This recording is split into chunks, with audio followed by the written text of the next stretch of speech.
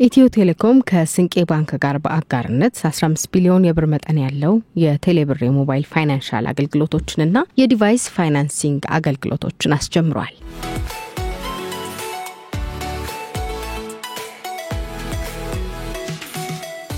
በዚህ አጋርነት ትብብር ለጥቃቅንና አነስተኛ ነጋዴዎችና ወኪሎች አነስተኛ ቢዝነስ እንዲጀምሩ ወይም እንዲያስፋፉ በዋስትናና ያለ ዋስትና እስከ ብር 1.2 ሚሊዮን የሚደርስ ብድር እንዲያገኙ የሚያስችል ስምምነት የተደረገ ሲሆን ይህም በአመት እስከ ብር 10 ቢሊዮን ለደንበኞች ለማቅረብ የሚያስችል ነው።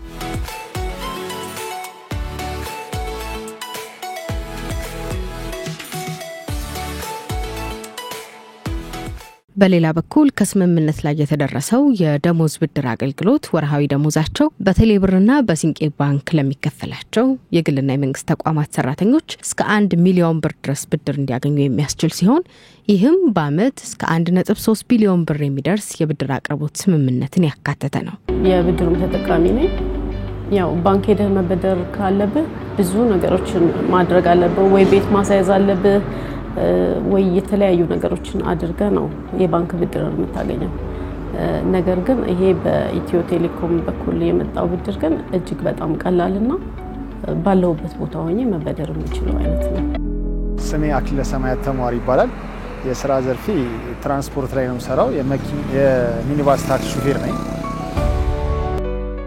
ያው አንዳንዴ እጅ ላይ ገንዘብ ያጥራል፣ መኪና ሲበላሽ ምናምን ከዛ ላይ ተበድሬ ለስፔር ፓርቶች ነዳጅም ቢሆን ፉል ለማድረግ ምናምን ገንዘብ እጄ ላይ ሲያጠር ለአንዳንድ ነገሮች በደርበታለሁ። ለዛ ነው ዋነኝነት የምጠቀመው ብድር አገልግሎት ነው። የሳምንት ብድር አገልግሎት ማለት ነው። እሱ ዋና ተጠቃሚ ነው። ሙሉ ስሜ አብዱራህማን አሊ ይባላል። በሸቀጥ ንግድ ውስጥ ነው ያለሁት እና ከዘይት ጀምሮ እስከ ምስር ነገሮች እስከ ጥራጥሬ ያው በቃ ሁሉም የእህል ግብአቶች ሁሉንም እንይዛለን።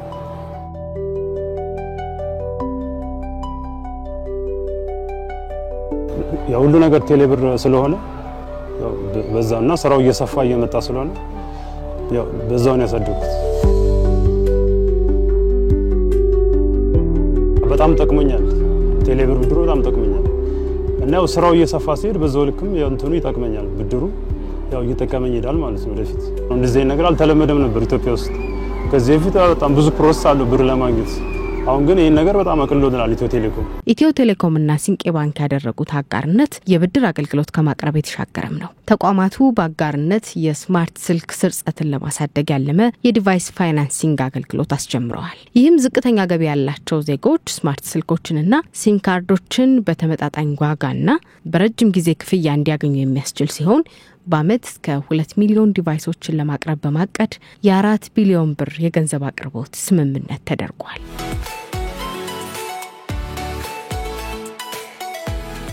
ስሜ ትግስት ልደቱ ይባላል። በዚህ ስራ ላይ ኦልሞስት 2 አመት ሊሞላኝ ነው። አመት ከምናምን ቆይቻለሁ። የምንሰራው ቡና፣ ሻይ፣ ትኩስ ነገር፣ ደረቅ ነገር፣ ምግቦች እንሸጣለን።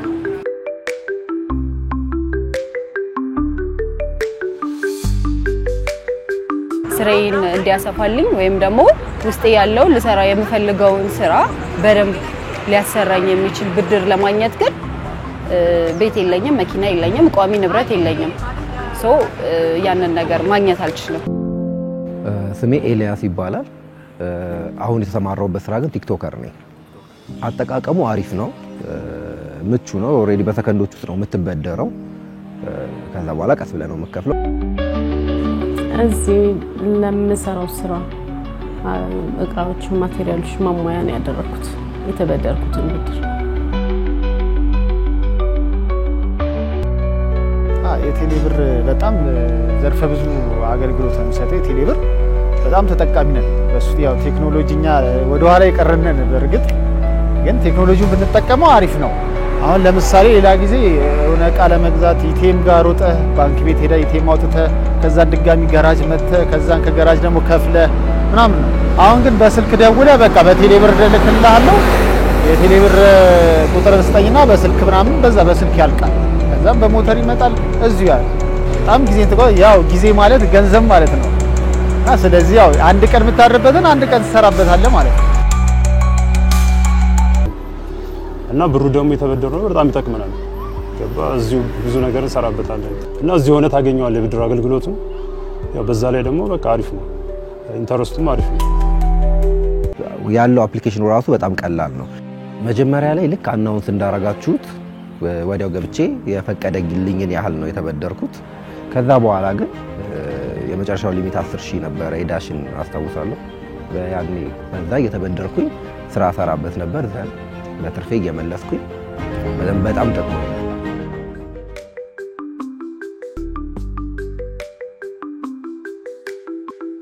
ከቴሌብር ብድር ማግኘት በጣም ጥሩ ነው። ከዚህ የተሻለ ሰፋ አድርገን ውስጥ ያለውን የምፈልገውን ነገር ሰፋ ያለ ስራ ሰርቼ እኔም ተጠቅሜ በስሬም ሌሎችን ሰዎችን ጨምሬ ከኔም አልፎ ሌሎች ሰዎችን ተጠቃሚ ማድረግ እችላለሁ። ይህም የኢትዮጵያን የዲጂታል ትራንስፎርሜሽን ስትራቴጂ በቀጥታ ከመደገፉን ባሻገር የዲጂታል ክፍተትን ለማጥበብ በተለይ ቀደም ሲል አገልግሎት በበቂ ሁኔታ ያላገኙ የማህበረሰብ ክፍሎችን በመደገፍ ለሀገራችን የዲጂታል ኢኮኖሚ ግንባታ ቁልፍ ሚና ይጫወታል።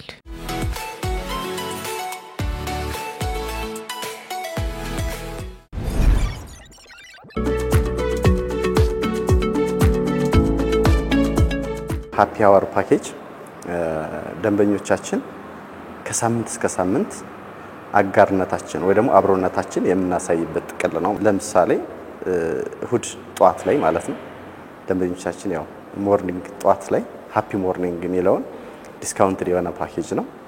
እሱን ከጧት 12 ሰዓት እስከ 2 ሰዓት መጠቀም ይችላል። ሃፒ ሞርኒንግ ነው። ያው ጥሩ የቀን ውሏቸውን የሚገልጽ መልእክት ነው ማለት ነው።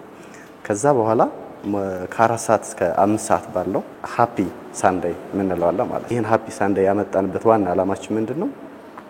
ደንበኞቻችን የእሁድ ውሏቸውን የእሁድ ረፍትም ስለሆነ ኢትዮ ቴሌኮም ቅናሽ የሚያደርግበት ቀንም ስለሆነ ጥሩ ኢንጌጅመንት እንዲኖራቸው በጧት ጀምረው በነፃ እየተደዋወሉ በ5 ብር 1 ጂቢ ከገዙ በኋላ ለ1 ሰዓት ከወዳጅ ዘመዶቻቸው ጋር ከጓደኞቻቸው ጋር በመደዋወል ኦልዌይስ እሁድ ቀን ማለት ነው ከ4 ሰዓት እስከ 5 ሰዓት ነፃ የ1 ሰዓት አንሊሚትድ ኮል ያገኛሉ ማለት ነው። ሶ የቀኑ አብሮነታቸውን ከሚፈልጉት ጓደኞቻቸው ጋር እንዲደዋወሉ ነው ከ4 ሰዓት እስከ 5 ሰዓት ያደረግነው።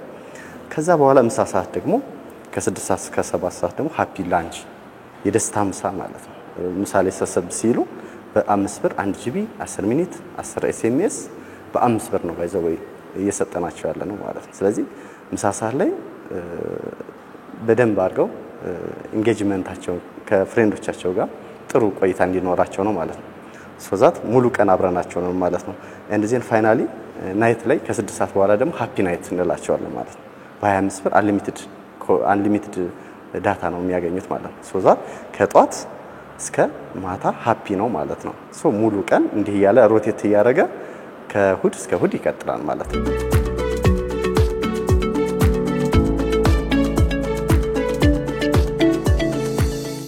ፓኬጅ ኤክስቴንደር ምንለው በጣም ጥሩ የሆነ ሐሳብ ነው ማለት ነው። ምክንያቱም ደንበኞቻችን ብዙ ጊዜ ሳልንጠቀምበት ኤክስፓየር ሆነብን ይላሉ ማለት ነው።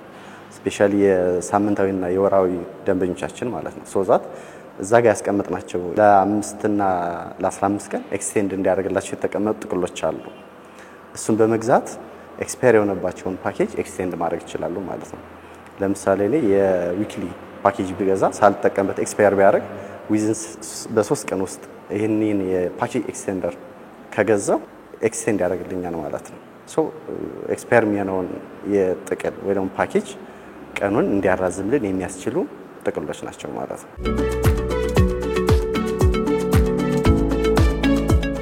ኖ ኤክስፓየሪ ፓኬጅ ጋር ስንመጣ ይሄም አንደኛው ከደንበኞች ኮሜንት ተነስተን ለደንበኞች ተደራሽ ያደረግነው ጥቅል ነው። ብዙ ጊዜ ምንድነው ደንበኞቻችን የሚያነሱት ጥያቄ ላይክ የሆነ ገዝተውት ማለት ነው በ7 ቀን አለቀ በ30 ቀን አለቀ ስንላቸው ሳንጠቀመው አለቀ ይላሉ። ተመሳሳይነት ነው። ይሄኛውን ኦፕሽን ስናመጣ ግን ሪሶርሱ ደንበኞች እስከሚጠቀሙ እስካላለቀ ድረስ ኦፕን ነው ማለት ነው። ኤክስፓየር አይሆንም። በወራዊ ወይ ደግሞ በሳምንታዊ ገደብ የለውም። ቀነ ገደብ ያለው ገደብ የለውም። ደንበኞቻችን ጀስት በቃ ፌል ፍሪ ሆነው በነፃነት ነው የሚጠቀሙት ማለት ነውና ትልቁ የደንበኞቻችን ጥያቄ መለሰና ትልቅ የከስተመር ኢንጌጅመንት ያለው የፓኬጅ ታይፓችን ነው ማለት ነው።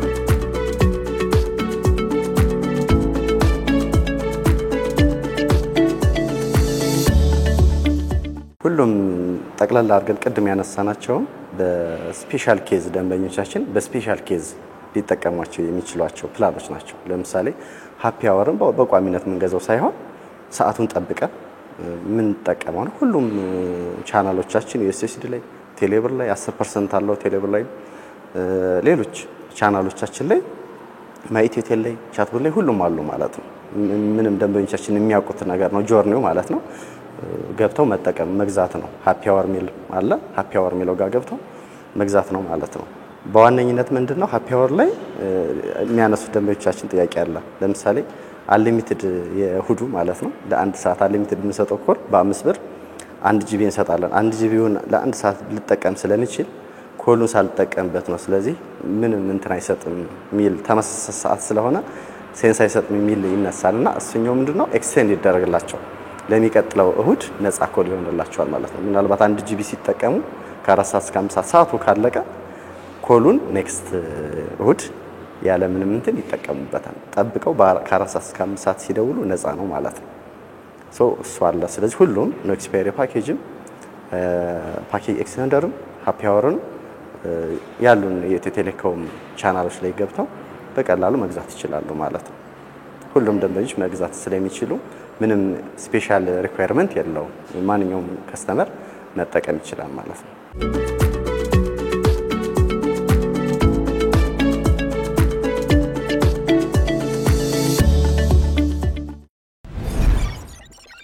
ሰላም እንዴት ናችሁ? ዮሐንስ ግርማ እባላለሁ።